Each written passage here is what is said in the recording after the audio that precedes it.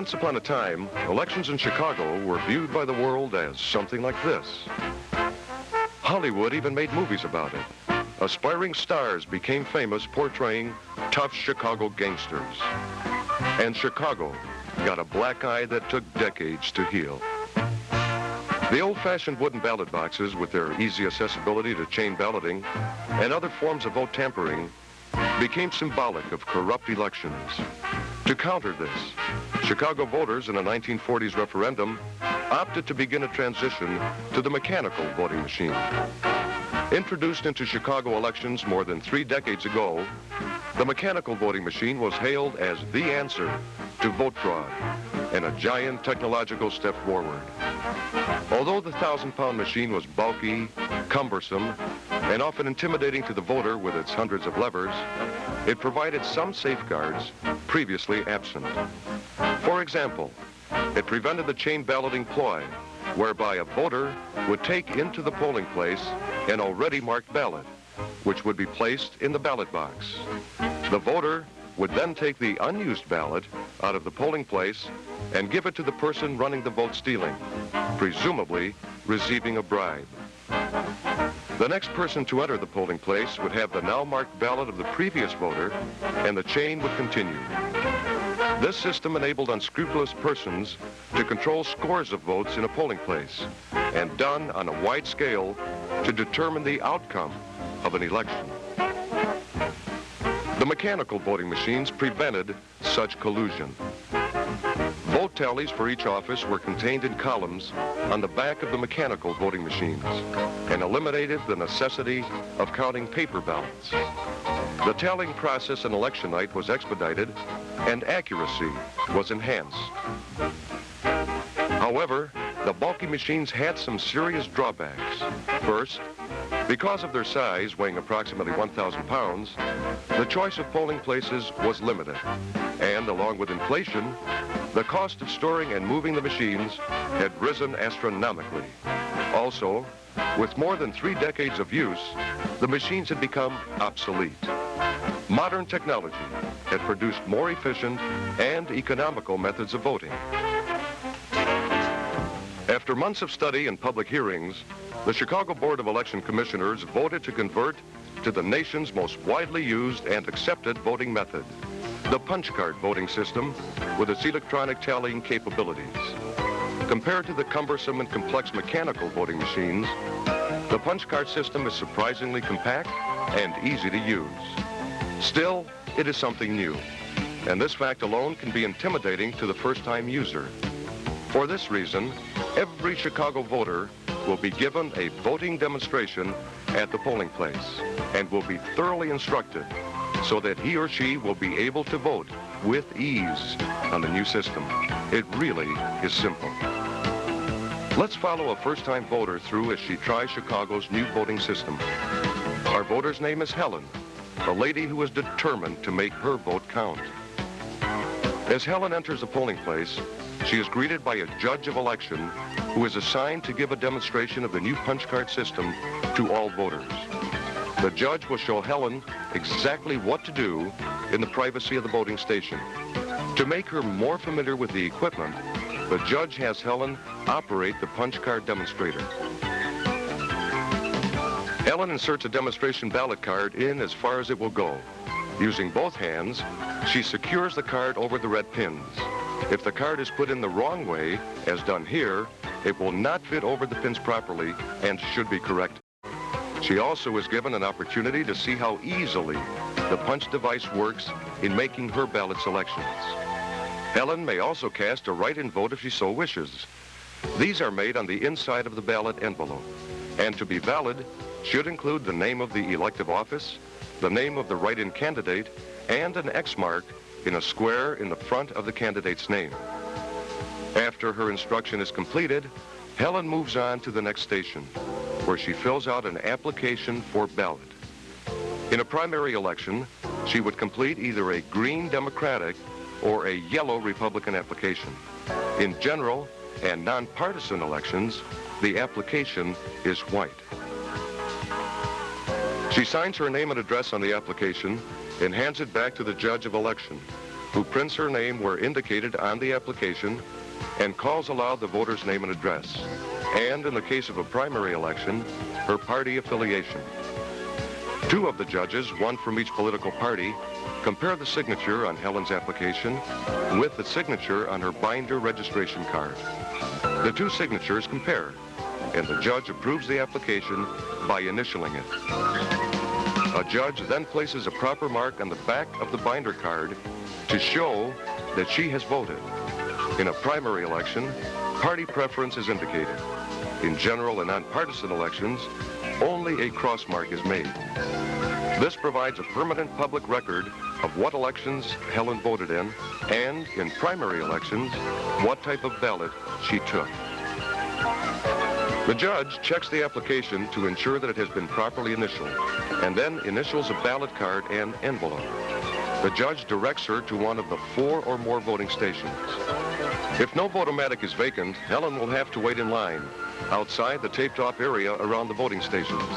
This is to ensure privacy for other voters who are casting their ballots. If there are lines at a polling place, a voter may occupy a voting station for no more than 5 minutes. Helen is now ready to try the punch card voting system. To cast her ballot, she uses the special voting punch that comes with the unit. A pen, pencil, or other sharp device will only spoil the ballot and invalidate the vote cast. So remember, in casting a vote, only the punching tool which is attached to the vote-o-matic, such as here, should be used. Helen turns to the first ballot page and looks for the arrows indicating the holes to be punched for each candidate. Holding the voting punch upright, she punches completely through the hole with a sharp, crisp movement. There are several pages of ballot, and the printed instructions remind her to turn each page as she completes her voting. This ensures that she will complete the entire ballot and helps eliminate voter drop-off in offices near the end of the ballot. But what happens if Helen makes a mistake in her voting, such as punching for the wrong candidate of her choice, or voting for 2 candidates from the same office? No problem, Helen. She should simply remove the ballot card from the vote-o-matic and return it and its envelope to the judge of election, and she will be issued a new ballot and envelope. The judge of election will print spoiled across the face of the old ballot card and envelope and initial both. These will be returned to the election board in a special envelope. The judge will also place a cross mark on Helen's application, indicating that the ballot was spoiled and that she received another. Once Helen has started to cast her ballot and finds that she needs further instruction, she must return to the judges at the demonstrator unit. Instruction cannot be given at the voting station. During instruction, a judge of election cannot request, seek, or suggest that the voter cast his or her ballot for or against any party, candidate, or proposition. This is a violation of the law and could result in criminal prosecution or contempt of court proceedings. Neither should the voter request or solicit advice or counsel on ballot selections from judges of election.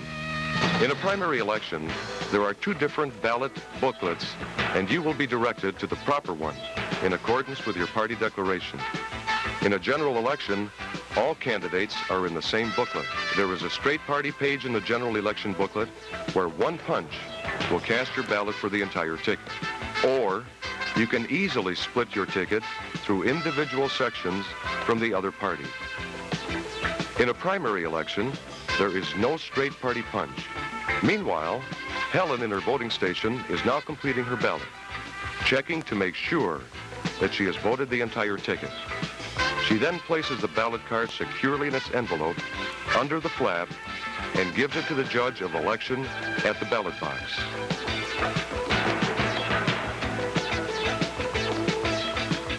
The judge checks to ensure that the card and envelope have been initialed by the issuing judge. The judge also checks the ballot number on the ballot stub to make sure it is in the approximate number sequence of those being issued.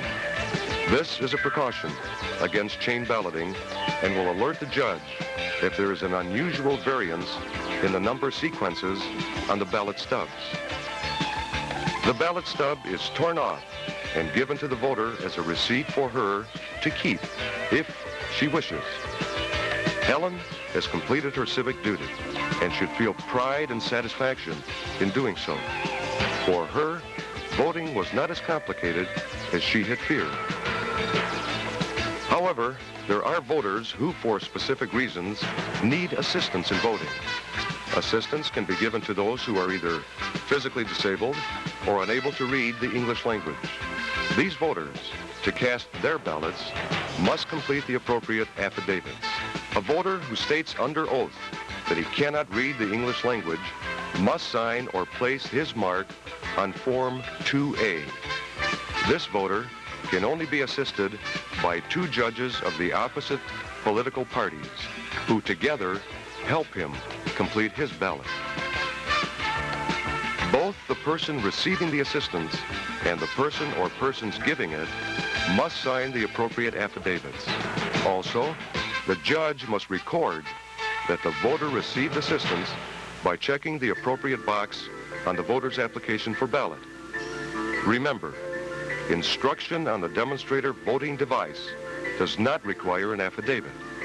Assistance on the official vote-o-matic does.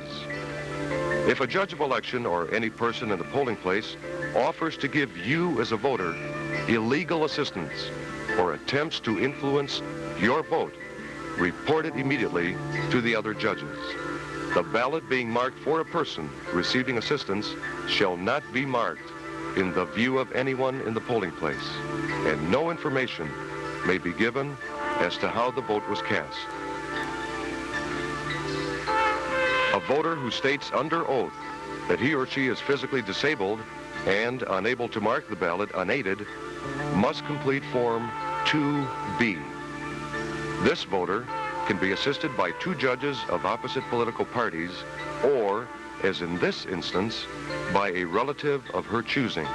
One of the advantages of the punch card voting system is that it is highly portable and can be adapted for use by handicapped persons, such as this lady in the wheelchair.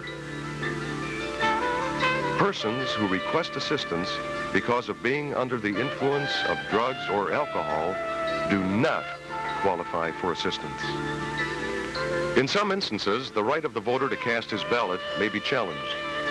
This challenge can be from a judge of election, another voter, or as in this case, from a poll watcher. The challenger must state a specific reason for the challenge and should direct the objection to the judges of election, not to the voter being challenged. If the majority of judges decide that the voter is entitled to vote, he must be permitted to do so as in the same manner as an unchallenged voter.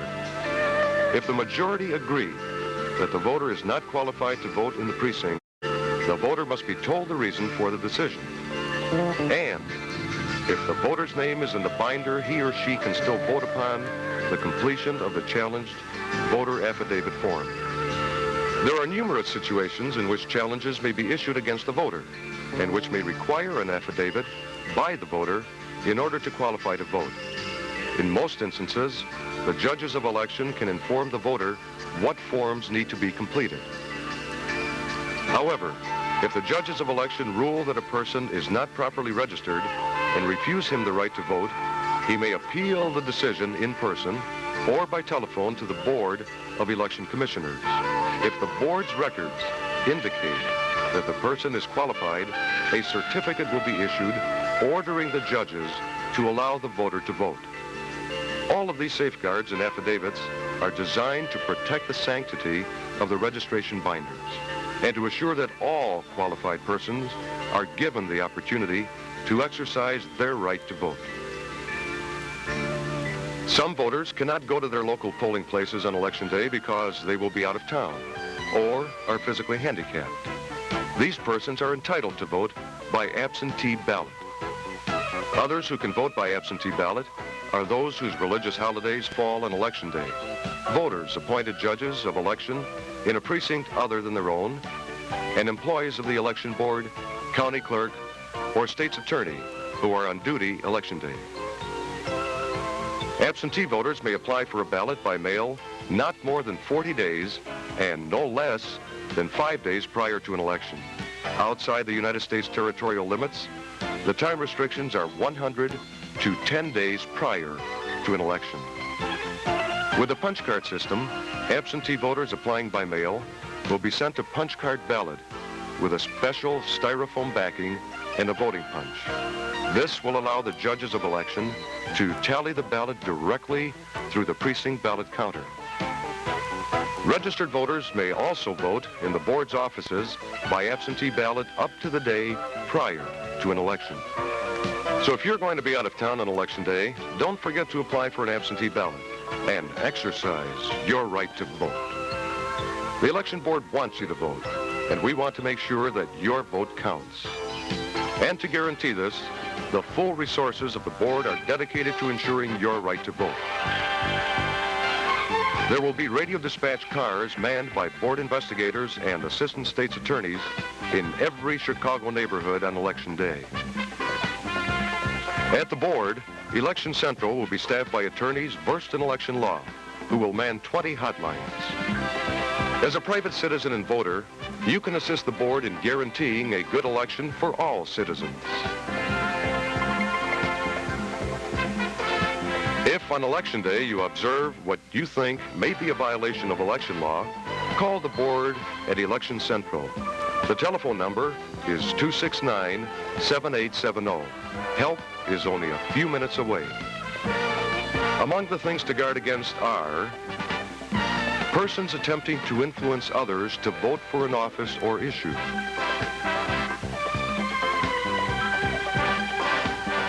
intimidating or preventing a person from lawfully voting,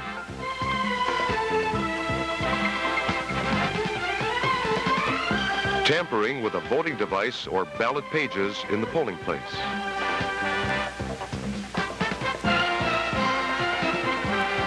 illegal voter assistance,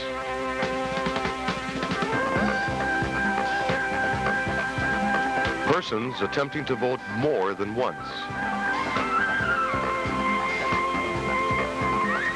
pre-initialing ballot cards by judges of election,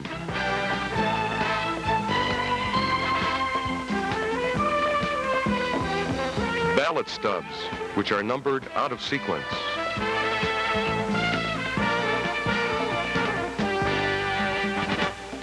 electioneering within 100 feet of the door to the room in which the polling place is located.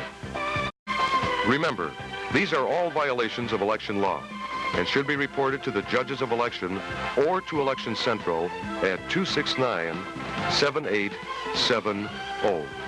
Once you as a voter have cast your ballot, it is then ready for the next and most essential step in the electoral process, the vote tally. Although this occurs after the polls close, here is what happens to your ballot with Chicago's punch card electronic tallying system. Judges in the polling place announce promptly at 7 p.m. that the polls are closed. However, voters in line at that time must be allowed to complete their applications and to vote. Poll watchers with proper credentials are permitted to remain in the polling place after the polls close and to observe the vote tally. It is their duty to ensure that your vote is counted fairly and accurately. The first task of the judges is to process the absentee ballots which have been delivered to the precinct polling place. The applications for absentee ballots and affidavit envelopes are checked to ensure that they have been properly executed and signed. Once the absentee ballots are checked, they are deposited in the ballot box. The judges are now ready to open the ballot box. The seal on the ballot box portion of the equipment carrier is broken, and in view of the poll watchers, the ballots are removed and placed on the table. All judges will check to ensure that all ballots have been removed. The ballot envelopes are then checked for write-in votes so that these can be processed. The properly executed write-in votes are tallied and reported on the certificates of results. The judges next switch on the precinct ballot counter, which will automatically and electronically count the vote from the ballot cards. The precinct identification card is run through the PBC, and the precinct and ward numbers appear on the tape, assuring that the proper unit has been assigned to that precinct. The totals button is then pressed, and the PBC issues a tape showing that 0 votes have been processed.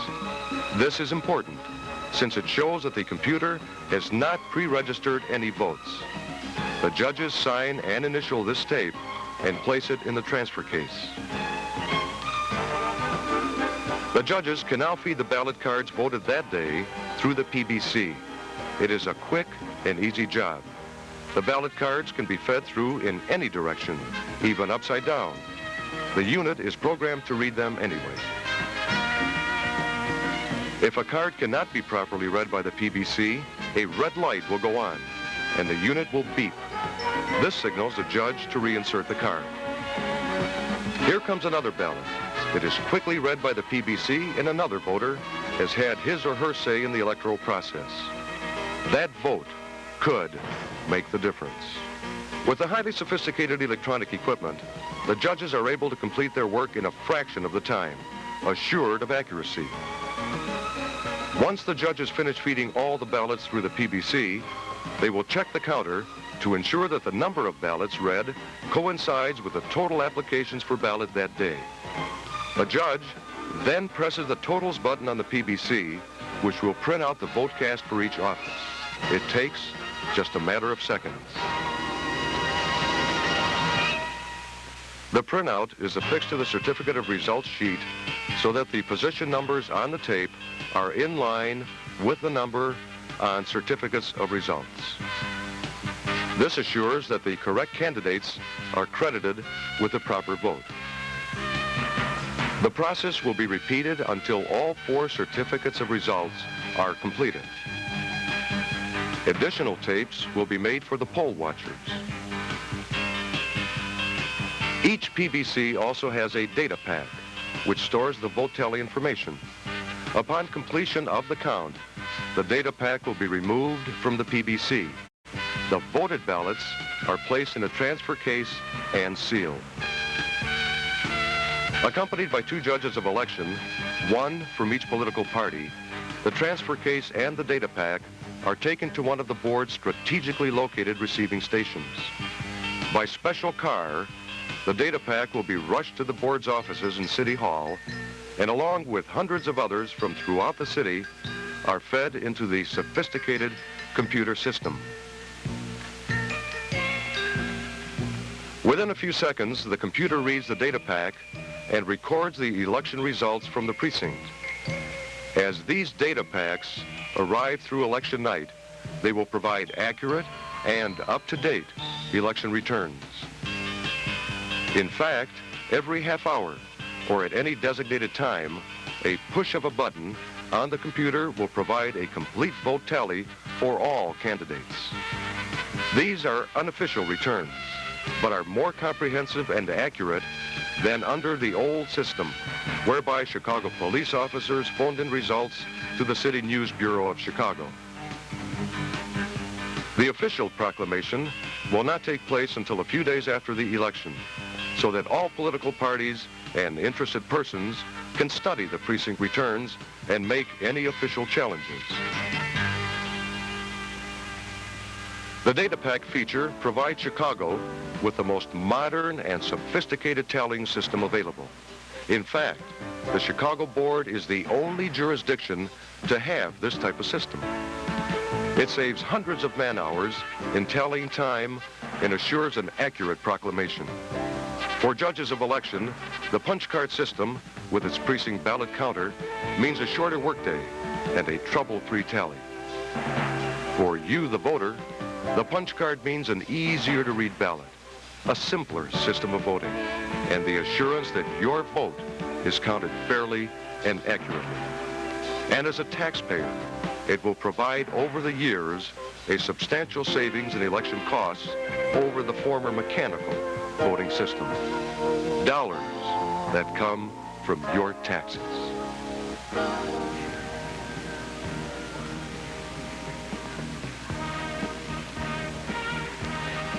The Chicago Board of Election Commissioners and its 15,000 judges of election will do everything humanly possible to provide you with the opportunity to vote in a calm, dignified, and impartial atmosphere.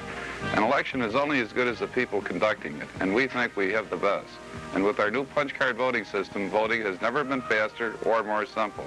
However, if you do encounter a problem, please do not hesitate to either inform the judges of election on duty or call the board's Election Central at 269-7870. Finally, I urge each of you to go to the polls Election Day and fulfill your #1 obligation as an American citizen. All polls will be open from 6 a.m. to 7 p.m. Thank you and good voting. I'm Joseph Schneider, presiding judge of the Circuit Court County Division, which has the judicial responsibility for the conduct of our elections. As a citizen and a voter, you have the privilege and the obligation to determine the leaders of our government on the local, state, and federal level. No matter what your race, profession, or philosophy, we each are entitled to one equal vote, but this equality is lost if you don't go to the polls Election Day. Voting is a simple process that has been made even easier with the adoption of the easy-to-use punch card system.